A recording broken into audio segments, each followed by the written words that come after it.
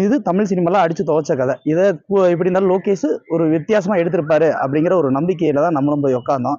First ஹாஃப்ல பார்க்கும்போது இந்த கேரக்டர் எஸ்டாப்ளிஷ்மெண்ட்னே ஒரு அரை மணி நேரத்தை ஓட்டிட்டாங்க. ஏன்னா ரஜினி சாருக்கு ஒரு எஸ்டாப்ளிஷ்மெண்ட் வேணும், எல்லாருக்கும் ஒன்று ஒன்று வேணும். ஸோ ஒவ்வொரு கேரக்டருக்கும் ஒன்று போய் ஒரு 2 பாட்டு போட்டு ஃபர்ஸ்ட் ஹாஃப் ஓப்பன் பண்ணி எல்லாம் முடிச்சு, சரி படம் இப்படி தான் நடக்க போகுது அப்படின்னு ஆரம்பிக்கும் போது வேற ஒரு கதை உள்ள டிராவல் ஆகுது. சரி இந்த கதைக்குள்ள ஏதோ ஒன்று சொல்ல போறாங்க போல அப்படின்னு இன்டர்வல் முடிஞ்சிருது.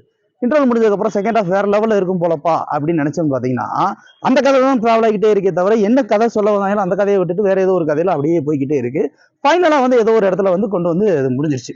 இப்போ நமக்கு என்னன்னா ரஜினி சார் படம் அப்படின்னும் போது ஒரு மாசு ஒரு கிளாஸ் அதையும் தாண்டி வேற மாதிரியான சில விஷயங்களா இருக்கு இல்லையா.